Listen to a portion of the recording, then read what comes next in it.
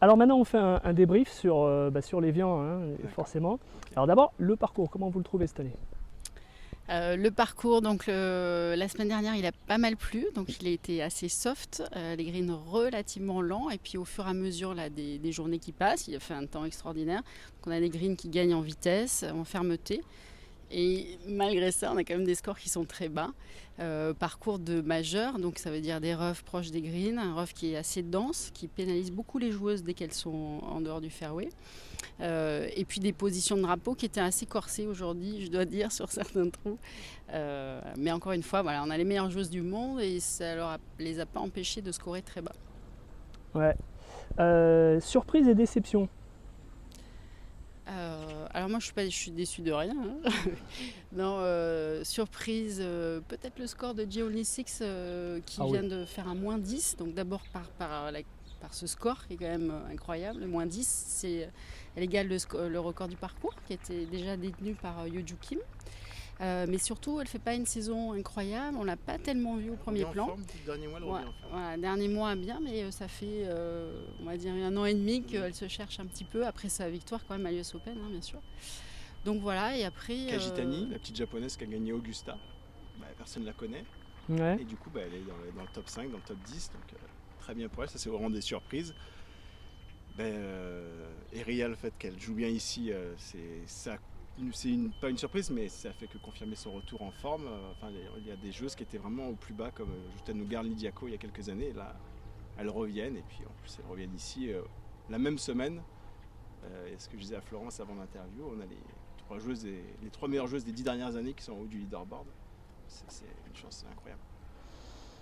Oui, il y a Inbi, il y a Yojo qui a gagné ici, hein, et on sait qu'elle peut scorer très bas. Il y a Lydia, donc tu l'as dit. Il y a Inji qui est pas loin ici. Exactement, Inji Chen qui a déjà gagné ce tournoi également. Qui est pas très loin. La surprise, c'est cette Thaïlandaise, peut-être Anana Rukarn. Oui. Parce que j'ai regardé, elle a 3 top 20 depuis 2019, elle est 115e mondiale. Elle est très jeune par contre, attention, elle a 22 ans. Exactement, hein. Donc la Thaïlande, on en parle assez souvent sur Golf Channel, qui est pour nous une nation qui est en train d'exploser. Ataya Titikul, pour moi, elle est extraordinaire aussi. C'est une toute jeune joueuse qui s'est qualifiée en gagnant récemment sur le circuit européen, qui va être très très rapidement sur le circuit américain, c'est certain. Et je pense qu'il y a une émulation qui s'est créée dans ce pays, d'où cette très belle place pour l'instant de Pajaré. Et derrière, les sœurs Jutanugarn qui ont gagné la semaine dernière, le tournoi de double. Donc, il y a 5 top joueuses. Et Patti Tavatanakit qui n'est pas là pour une histoire de visa. Ouais, quelle déception. Alors, s'il y a une déception, pour moi, c'est celle-là. Ouais, c'est pas des joueuses qui n'ont pas bien joué, c'est le fait que Patti Tavatanakit soit absente. Je voulais tellement la voir. Moi, j'avais misé sur Moria. Sinon. Et l'absence d'Elix Thompson et Daniel Kang. Ouais, ça c'est encore pour autre chose.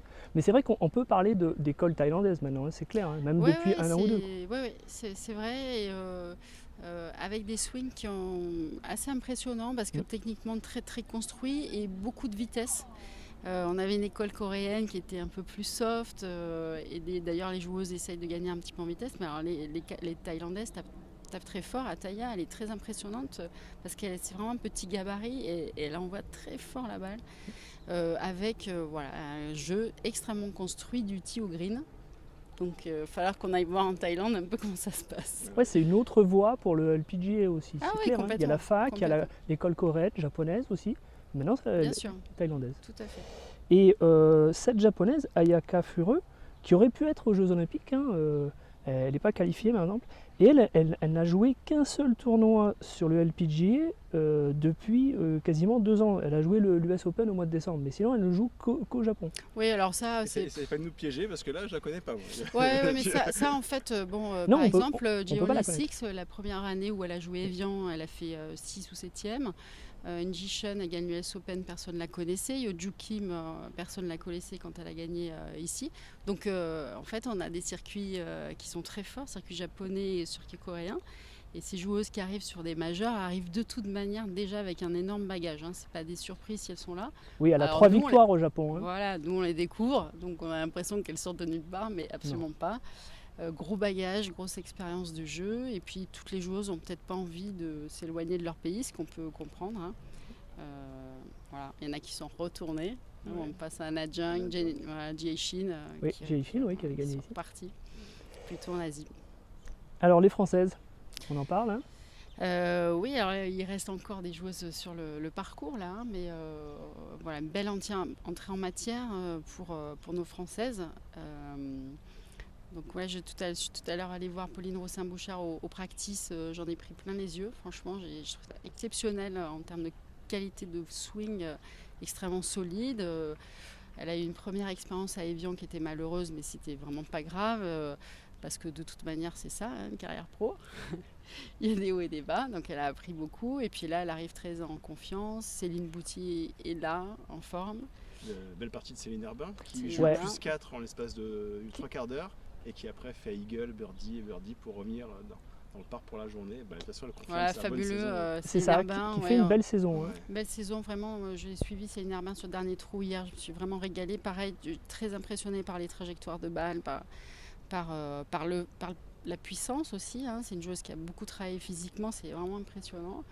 Voilà, c'est Lucie Malchiran, bien sûr, toute jeune pro, qui a bien fait de passer pro. Oui. Et elles ont beaucoup travaillé. Moi, je suis là depuis mardi. Je les ai vues bosser, mais sur le parcours tout le temps, sur les heures d'entraînement, elles n'ont pas arrêté, quoi. Ah oui, elles ont tout hein, pour performer pour Mhm. moi. Déjà, je trouve qu'elles ont des grosses ambitions qu'elles affichent et ça c'est une bonne chose. On avait tendance à être sous la réserve avant, un peu. Et aujourd'hui, elles savent qu'elles peuvent performer. Elles l'ont fait chez les amateurs. Il n'y a aucune raison que le passage pro soit difficile, vraiment. Alors, une Et stat. il y a Perrine Delacour, pardon, dont on n'a Perrine, pas ouais. parlé. Il faut dire un mot sur Perrine parce qu'elle est pas loin en fait. Hein. Elle Ouais, va peut-être ouais. être à un coup. Oui, malheureusement, elle risque de ne pas jouer ce passer, ouais. week-end. Bon, c'est des 4 sur 5. C'est super. C'est plutôt C'est super, ouais. Et alors, une stat sur Céline Boutier que j'ai vue tout à l'heure, elle était 23e en distance et devant Pauline. Comme quoi, le travail qu'elle a effectué cet hiver. Il est très visible, hein, le Ouais. travail, vraiment. On la voit Vitesse qu'elle de gagne swing. énormément de vitesse. Selon moi, elle a un backswing qui est un petit peu plus long aussi qu'avant, qui lui permet de taper plus fort la balle. Parce qu'elle avait une tendance à avoir des backswings parfois très courts. Oui, il a un gain de vitesse, un gain du coup de distance. Et puis après, on sait qu'elle est à l'aise sur les attaques de green. Voilà, elle est à l'aise partout, mentalement, elle est très forte. Donc voilà, tout le monde travaille hein, pour performer un peu plus, c'est certain.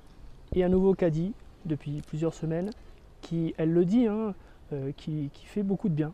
Qui fait la différence. Ouais. L'expérience. L'expérience, effectivement, j'ai eu l'occasion de croiser le frère de Céline, Kevin, et qui m'a dit qu'effectivement Colin Kane lui apportait de la sérénité parce qu'elle avait peut-être un peu de mal, Céline, avant à se laisser porter par le cadet. Là, elle laisse beaucoup plus de place justement au cadet et puis il est capable de la sortir un peu de la partie quand elle n'est pas bien, de la faire rire, de la distraire. Il y a plus d'échanges. Plus d'échanges, plus de confiance et beaucoup d'expérience. De Colin Kane. Il a 20 ans, quasiment 20 ans de LPGA Tour, dont beaucoup d'années avec Paul Kramer, une chose qui a gagné ici, enfin il a gagné ici, donc il sait y faire. Et en parlant de binôme cadet joueuse, le binôme Sébastien Clément-Pauline, c'est pas mal. C'est vraiment pas mal sur le parcours. Alors eux, ils échangent tout le temps. Hein. Ouais, ça change beaucoup. Partout, même sur les greens. Hein. C'est très cadré. Il faut faire la police aussi, parce qu'il y a beaucoup plus de monde sur la partie de Pauline maintenant. Ouais. J'aime bien. Le frère de Céline Boutier, qui l'avait cadayé lors de sa première fois ici. Donc il sait de quoi il parle, effectivement. Ouais. Tout à fait, oui, bien sûr. Et Kevin qui enseigne aux États-Unis, oui, il sait de quoi il parle. C'est un très bon joueur. C'est clair.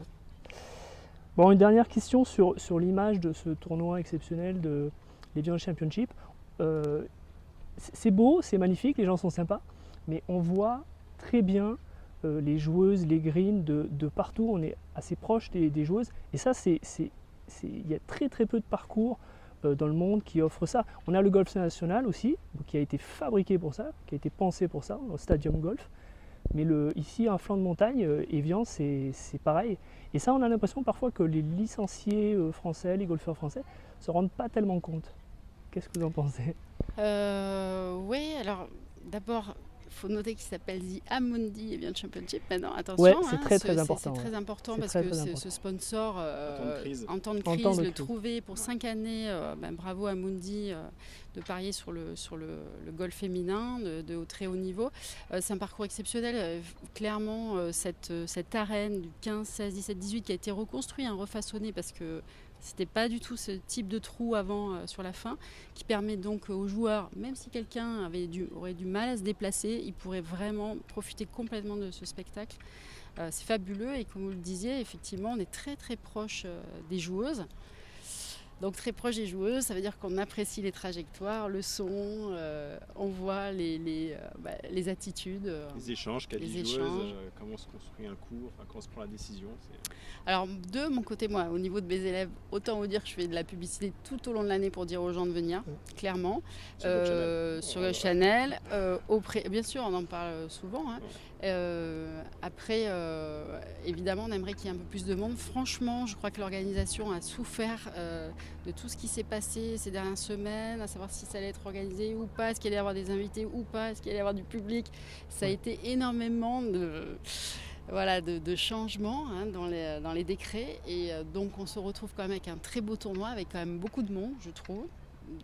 Alors, on aimerait en avoir plus. Il pourrait supporter plus de monde, mais je pense que déjà tous les gens qui sont là seront très très contents d'être venus. Ouais, c'était Guy Forget qui disait, il était interviewé, il était encore sur le parcours aujourd'hui, il disait tout le monde avait la banane à Roland-Garros et c'est pareil ici, les gens adorent, ils sont contents, c'est ça le plus important en fait. C'est exactement ça le plus important et je pense que cette année a été difficile pour tout le monde. Les joueuses sont très contentes d'être là et le public est content de pouvoir les retrouver en réel, en situation réelle, bien sûr. Ok, merci beaucoup à vous deux, on vous souhaite plein de bonnes choses. Merci. Merci.